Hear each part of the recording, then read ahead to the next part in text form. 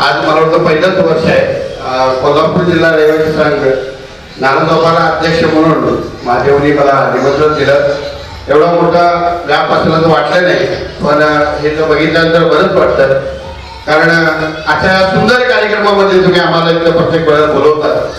आम्ही कुठल्या पदावर काय असं महत्वाचं नाही, पण माणूस म्हणून मानवता म्हणून फार जवळीकता देतात, त्याबद्दल तुमचं नक्कीच मनापासून एकदा आभार.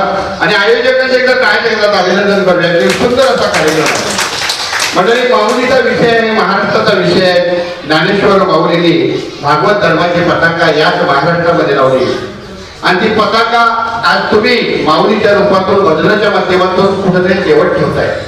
क्षणोक्षणी करावा विचार नाशिवंत देह जाणार सकळ करावा या भाव सिंधू म्हणत.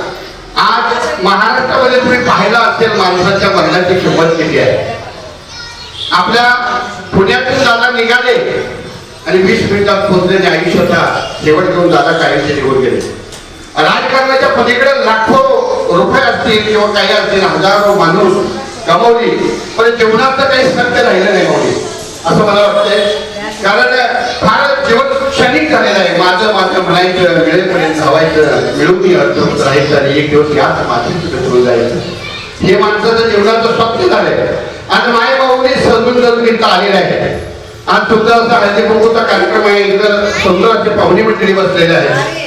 मंडळी, आपला माणूस सकाळी 6 वाजता घरात सोडून जातो, संध्याकाळी 10-12 वाजता संध्याकाळी येतो आणि तो त्याची जबाबदारी आता तुमच्यावर नाही, त्याची जबाबदारी त्या विठ्ठलाच्या पांडुरंगाच्या वरती सोडवलेली आहे. आणि ही 25-26 वर्ष माणसाची आज तळमळीनं सुशिक्षितपणे सुरक्षितपणे आपल्या घरी येतात. ती कृपा सगळी पांडुरंगाची आहे. आणि आज सुद्धा अजून 50 वर्ष अशी कृपा देतील आणि ती पंढरीच्या पांडुरंगाची. कारण आयुष्यामध्ये जगायचं असेल तर आपण आपल्या माणसं फार महत्वाचं आहे. मंडळी, फार शून्यातून आपण इथं आलो होतो. कधी काळी ह्या नाना चौकातले छोटंसं झोपडं घेऊन आयुष्याची गणित मांडली होती. आज आपली मुलं लहानाची मोठी झाली, उद्या मोठी होतील. मुलांना संस्कार आपण हेच द्यायचा आहे. आयुष्यभर आपल्याला संस्कार या कार्यक्रमाच्या माध्यमातून तुम्हाला बोलण्याचा उद्देशच हा मंडळाचा असा आहे की तुम्ही मोठे व्हा.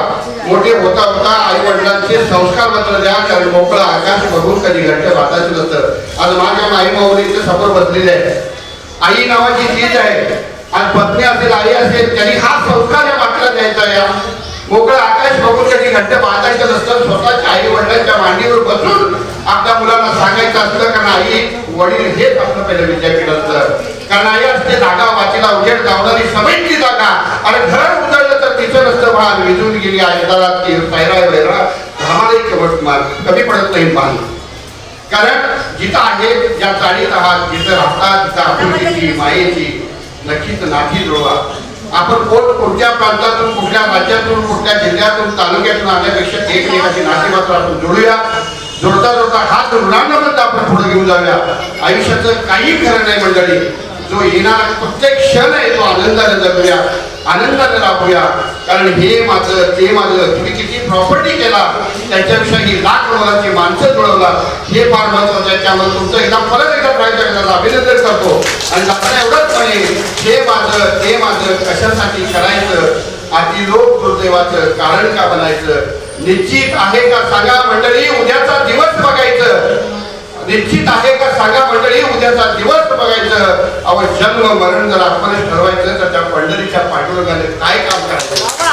आणि हा आधार आपल्याला पंढरीच्या पांडुरंगाने दिलेला आहे. म्हणून आज सुद्धा त्या पंढरीच्या पांडुरंगाला जात असताना थोडा तास काम करत असताना ही भक्तीची मंडळी ज्यावेळी त्याच गर्दीतून वातावरणातून भक्तीचा नाद या महाराष्ट्रामध्ये राहतात. आणि ज्यावेळी म्हणतात देवाची द्वारी उभा शनिवारी तेने मुक्तीचारी साधलेल्या हरी मुके म्हणा पुण्याची गणना कोण करी असं म्हणतात. त्याचवेळी त्या ज्ञानेश्वर आळंदीच्या ज्ञानेश्वर माऊलीला आणि पंढरीच्या पांडुरंगाला मात्र साकडा आहे की या माझ्या भक्त मंडळींना असंच आनंदात, आयुष्यात आणि सुखात ठेव.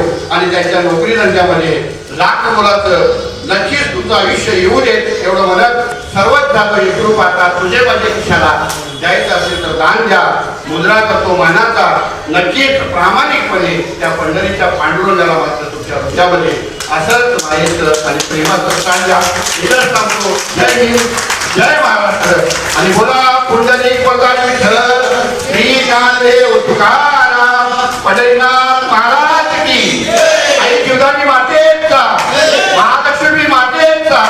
धन्यवाद. थँक्यू.